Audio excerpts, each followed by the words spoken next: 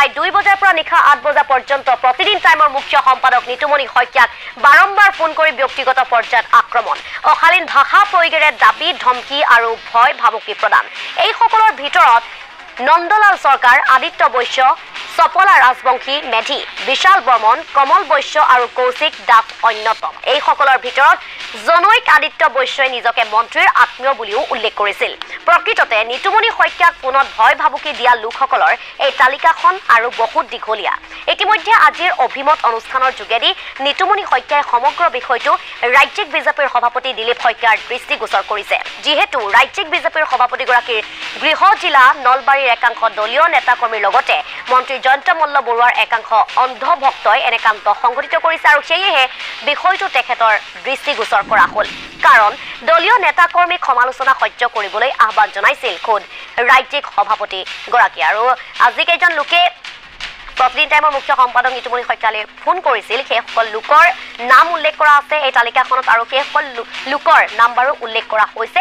আমি পুনৰবাৰ জনাব বিচাৰিছোঁ এই মুহূৰ্তত এটা গুৰুত্বপূৰ্ণ খবৰ। ইতিমধ্যে উল্লেখ কৰিছোঁ যে প্ৰতিদিন টাইমৰ মুখ্য সম্পাদকক ভয় ভাবুকি প্ৰদান কৰা হৈছে। ফোনযোগে নিতুমণি শইকীয়াক ভয় ভাবুকি আৰু মানসিক হাৰাশাস্তি কৰিছে নলবাৰী বিজেপিৰ একাংশ নেতা কৰ্মী। এই কাণ্ডৰে জড়িত থকাৰ অভিযোগ উত্থাপন হৈছে আৰু লগতে মন্ত্ৰী জয়ন্ত মল্ল বৰুৱাৰ একাংশ অন্ধভক্তও এই কাৰ্যত লিপ্ত হৈ আছে। আৰু এই সমগ্ৰ যিটো বিষয়, সেই বিষয়টো ৰাজ্যিক বিজেপিৰ সভাপতি দিলীপ শইকীয়াৰ দৃষ্টিগোচৰ কৰিলে প্ৰতিদিন টাইমৰ মুখ্য সম্পাদক নিতুমণি শইকীয়াই। যিখিনি ইয়াত নলবাৰী জিলাৰ মানুহে আমাক ফোন কৰিছে, মই প্ৰত্যেকটো ফোনে ৰেকৰ্ডিং কৰি থৈছোঁ।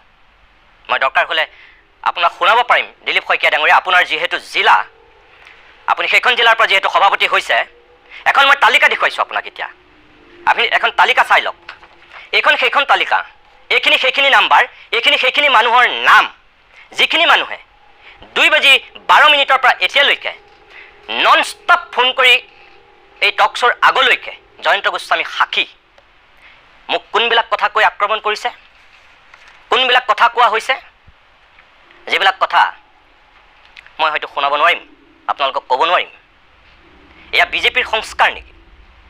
এই মানুহবিলাকে যিবিলাক ভাষা কৈছে, যিবিলাক শব্দ ব্যৱহাৰ কৰিছে, যিধৰণে তেওঁলোকে আক্ৰমণ কৰিছে, দিলীপ শইকীয়া ডাঙৰীয়া, আপোনাৰ জিলাৰ মানুহ সেয়া। আৰু পূৰ্বতেই কৈছোঁ, সেইসকল মানুহে নলবাৰীৰ সুনাম অৰ্জন কৰিছে। নলবাৰীৰ মানুহৰ স্বাভিমান সেই পৰ্যায়ৰ। নলবাৰীত আমি শিক্ষাৰ নগৰী বুলি বা নলবাৰীৰ যিটো জাতীয়তাবাদ, যিটো জাতীয় চেতনা, অসমীয়াত্ব আমি চেলুট জনাওঁ। আৰু সেই নলবাৰীত এতিয়া জয়ন্ত মল্ল বৰুৱাৰ দিনত বিজেপিত যিখিনি মানুহে আজিৰ দিনটোত ফোন কৰিছে, প্ৰিয় দৰ্শক, মই আপোনালোকক এইটোৱে ক'ব বিচাৰোঁ যে সেইখিনি কথা আপোনালোকক ৰাজহুৱাকৈ শুনাব পৰা নহয়। শেষৰ ফোনটো অকণমান ভাল কাৰণে মই জয়ন্ত গোস্বামী, মীৰা বৰঠাকুৰহঁতক শুনাই দিছিলোঁ। কিন্তু বাকীখিনি মই ক'বও নোৱাৰোঁ, আপোনালোকক মই শুনাবও নোৱাৰোঁ আৰু মই দেখুৱাবও নোৱাৰোঁ।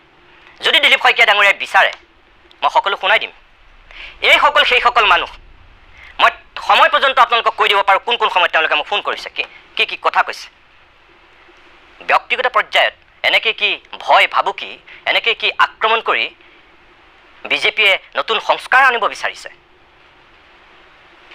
ব্যক্তিগত পৰ্যায়ত আমাক যিধৰণে আক্ৰমণ কৰা হৈছে, ছ'চিয়েল মিডিয়াত যিবোৰ ফটো দিয়া হৈছে, যিবোৰ কথা কোৱা হৈছে, সেইসকল মানুহক মই কওঁ, আপোনালোকে ফোন কৰি যিবিলাক কথা কৈছিল তেওঁলোকক কওঁ, আপোনালোকৰ নেতা জয়ন্ত মল্ল বৰুৱাৰ দৰে চাগে আপোনালোকৰ চিন্তাৰ ক'ৰবাত দৈন্যতা আছে, যিসকলে আজি ফোন কৰি সেই প্ৰশ্নবিলাক আমাক কৰিছে। ৰাজনীতিবিদ আৰু সাংবাদিকৰ মাজত পাৰ্থক্য আছে। ৰাজনীতিবিদ, মন্ত্ৰী, বিধায়ক হ'বলৈ হ'লে পঢ়া শুনা নালাগে। মেট্ৰিক ফেইল হ'লেও পাৰিব, স্বাক্ষৰ কৰিব নাজানিলেও পাৰিব। হৈছে তেনেকুৱা বিধায়ক, হৈছে তেনেকুৱা মুখ্যমন্ত্ৰী। মেট্ৰিক ফেইল কৰা মানুহ অসমত মুখ্যমন্ত্ৰী হৈছে। কিন্তু আপোনালোকে জনাটো উচিত যে ৰাজনীতিবিদ আৰু সাংবাদিকৰ মাজত পাৰ্থক্য আছে। এজন মেট্ৰিক ফেইল কম্পাৰ্টমেণ্টেল পাছ কৰা এজন মানুহ মুখ্য সম্পাদক হ'ব নোৱাৰে। সেইখিনি ন্যূনতম জ্ঞান আপোনালোকৰ থকাৰ দৰকাৰ।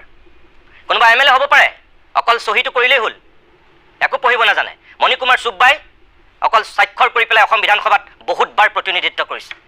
মেট্ৰিক ফেইল কৰা মানুহ অসমত মুখ্যমন্ত্ৰী হৈছে, কিন্তু আজিলৈকে কোনো মুখ্য সম্পাদক হ'ব পৰা নাই। আপোনালোকে মনত ৰাখিব। আজি বাতৰি কাকতৰ সম্পাদকেই কওক, টেলিভিশ্যনৰ সম্পাদকেই কওক, মেট্ৰিক ফেইল কৰি কোনো কম্পাৰ্টমেণ্টেল পাছ কৰি পেলাই কোনো কেতিয়াও অসমৰ টেলিভিশ্যনত, অসমৰ বাতৰি কাকতত সম্পাদক হ'ব নোৱাৰে। ৰাজনীতিবিদ আৰু সাংবাদিকৰ মাজত পাৰ্থক্য আছে সেইখিনি ন্যূনতম সেই জ্ঞানখিনি একাংশ মানুহৰ থকাটো দৰকাৰ। ব্যক্তিগত পৰ্যায়ত আক্ৰমণ কৰিবলৈ গৈ মানুহক ইছ্যু ডাইভাৰ্ট কৰাৰ চেষ্টা নকৰাটো ভাল। আমাৰ যিখিনি প্ৰশ্ন আছিল সেই প্ৰশ্নৰ উত্তৰ আমি বিচাৰিছিলোঁ আৰু উত্তৰ দিব নোৱাৰি, একো ক'ব নোৱাৰি এতিয়া ব্যক্তিগত পৰ্যায়ত আক্ৰমণ আৰম্ভ হৈছে। দিলীপ শইকীয়া ডাঙৰীয়া, এয়া আপোনাৰ জিলাৰ মানুহৰ কাম, আপুনি সভাপতি, এইবিলাক মানুহৰ নাম পৰ্যন্ত মই কৈ দিছোঁ, এইবিলাক ফোন নাম্বাৰ, এইবিলাক মানুহক আপুনি সোধক।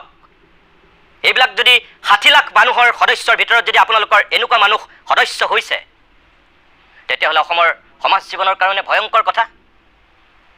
চোৰ ডকাইত দগাবাজ আৰু ভয়ংকৰ ৰূপত যিবিলাক কথা আমি ক'ব নোৱাৰোঁ তেনেকুৱা কথা যদি কৈ সাংবাদিকক ভয় ভাবুকি দম দিবলৈ আৰম্ভ কৰিছে তেতিয়াহ'লে আপোনালোকে গণতন্ত্ৰ ৰক্ষাৰ কথা কয়।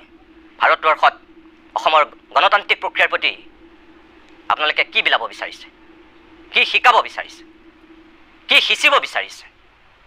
জয়ন্ত মল্ল বৰুৱাৰ এই যিসকল অন্ধভক্ত তেখেতসকলক দিলীপ শইকীয়া মহোদয়ক মোৰ এইটোৱেই অনুৰোধ যে বিজেপিৰ ভৱিষ্যত আপোনালোকৰ ওপৰত নিৰ্ভৰ কৰে। এজন বা দুজন ব্যক্তিয়ে গোটেই দল যদি ধূলিচ্ছাত কৰিব বিচাৰিছে তেনেহ'লে আপুনি কঠোৰ হাতেৰে সেয়া দমন কৰাৰ ব্যৱস্থা কৰক। আপোনাৰ প্ৰতি আমাৰ শ্ৰদ্ধা আছে, ভক্তি আছে। আপোনাৰ ব্যক্তিত্ব, আপোনাৰ কথা বতৰা, আপোনাৰ চাল চলন, আপোনাৰ আচৰণ সকলোতে সেই বিজেপিৰ প্ৰকৃত সংস্কৃতি এতিয়াও বিদ্যমান। কিন্তু একাংশ মানুহৰ গাত কোনবিলাক গুণ আছে, কি দেখিবলৈ পাইছে অসমৰ মানুহে? নলবাৰীৰ সেই স্বাভিমানক যিসকলে কুঠাৰঘাত কৰিব বিচাৰিছে, যিমানেই প্ৰভাৱশালী প্ৰতিশীল ব্যক্তি নহওক কিয় আমি বিৰোধিতা কৰিম। বাকীখিনি বিচাৰ আপোনালোকে কৰিব। গৰু চুৰি সন্দৰ্ভত পুনৰ দাম্ভিক মন্তব্য মন্ত্ৰী জয়ন্ত মল্ল বৰুৱাৰ। বিপৰীতে প্ৰতিদিন গোষ্ঠীক পুনৰ আক্ৰমণ মন্ত্ৰী জয়ন্ত মল্ল বৰুৱাৰ। মূল বিষয়বস্তুৰ ওপৰত মন্তব্য দিবলৈ সাহস নহ'ল মন্ত্ৰী জয়ন্ত মল্ল বৰুৱাৰ। এটাই অনুৰোধ যে মই তোমালোকৰ মালিকৰ বিৰুদ্ধে, মুখ্য সম্পাদকজনৰ বিৰুদ্ধে, পৰিচালন সঞ্চালিকাগৰাকীৰ বিৰুদ্ধে তেওঁলোকৰ অভিযোগকেইটা উত্তৰ দি দিয়ক ৰাইজক। এটাটো তেওঁলোকে মানি ল'লে যে তেওঁ হেমচন্দ্ৰ বৰুৱাৰ পৰিণতি নহয়, সেইটো মানি ল'লে। বাকী যি দুটা অভিযোগ আনিছিলে সেই দুটাও তেওঁলোকক ক'বলৈ দিয়ক, কাৰণ নক'লে অসমৰ ৰাইজে বুজি নাপাব। গতিকে তেওঁলোকৰ গাত যিমান চেকা আছে সেইখিনি ৰাইজক সভাত জ্বলাই দিয়ক। আচল উত্তৰবিলাক দিব দিয়ক। মোৰখিনি মই কৈ দিলোঁ, সমাজৰ আগত বহিয়াছে কৰিলোঁ, অসমৰ ৰাইজে বুজি পাইছে। আপোনালোকে যিবিলাকে বুজিও নুবুজাৰ ভাও জুৰিছে তেওঁলোকে তেওঁলোকৰ উত্তৰবিলাক দিয়ক, কিনো কৰিছে। গতিকে আপুনি উত্তৰটো দিয়ক। ধন্যবাদ। মন্ত্ৰী জয়ন্ত মল্ল বৰুৱা আজিৰ তাৰিখত কেমেৰাৰ পৰা আঁতৰি থাকিবলৈ যত্ন কৰে। ধন্যবাদ দি সমগ্ৰ বিষয়টোক আচলতে বিভ্ৰান্ত কৰাৰ যত্ন কৰে। এয়া আমি এই মুহূৰ্তত উল্লেখ কৰিব বিচাৰিছোঁ যে সংবাদ মাধ্যমৰ যিটো একতা, সেই একতাক বিভাজিত কৰাৰ চেষ্টা কৰিছে মন্ত্ৰী জয়ন্ত মল্ল বৰুৱাই। তাৎপৰ্যপূৰ্ণ বিষয় যে বহুবল্কী মন্ত্ৰী তথা কেমেৰাপ্ৰেমী মন্ত্ৰী এতিয়া আতংকৰ কাৰক হৈ পৰিছে প্ৰতিদিন টাইমৰ কেমেৰা, যাৰ বাবে চালে বেৰে কোবোৱা উত্তৰ দিছে এইগৰাকী বহুবল্কী মন্ত্ৰীয়ে। আৰু এই মুহূৰ্তত আমি উল্লেখ কৰিব বিচাৰিছোঁ যে যিহেতু প্ৰশ্ন উত্থাপন কৰিছিলে আমাৰ সাংবাদিকে যে গৰু চুৰি সন্দৰ্ভত যি ধৰণৰ অভিযোগ আছে সেই সন্দৰ্ভত উত্তৰ দিয়ক। তেখেতে কৈছে যে ইয়াৰ পূৰ্বেই গৰু চুৰি সন্দৰ্ভত বা ৰাইজক সকলো তথ্য জনোৱা হৈছে, কিন্তু কেতিয়া জনোৱা হ'ল? যিখন সংবাদমেল সম্বোধন কৰিছিল সেই সংবাদমেলখনত সকলো ৰাইজে দেখিছিল যে জয়ন্ত মল্ল বৰুৱাই কোনো ধৰণৰ উত্তৰ স্পষ্ট ৰূপত দিব পৰা নাছিল, সেই কথা সকলোৱে জানিছিল। কিন্তু আজি যেতিয়া পুনৰ সংবাদ মাধ্যমৰ সন্মুখীন হৈছিল সেই মুহূৰ্তত আমাৰ সাংবাদিকে সুধিছিল যে গৰু চোৰৰ ওপৰত বা গৰুৰ যিটো বিতৰ্ক, সেই বিতৰ্ক সন্দৰ্ভত শেহতীয়া আপোনাৰ মন্তব্যসমূহ স্পষ্ট কৰক। সেই সময়ছোৱাত সমগ্ৰ বিষয়বস্তুটো আচলতে তেখেতে এৰাই চলা পৰিলক্ষিত হৈছে। তাৎপৰ্যপূৰ্ণ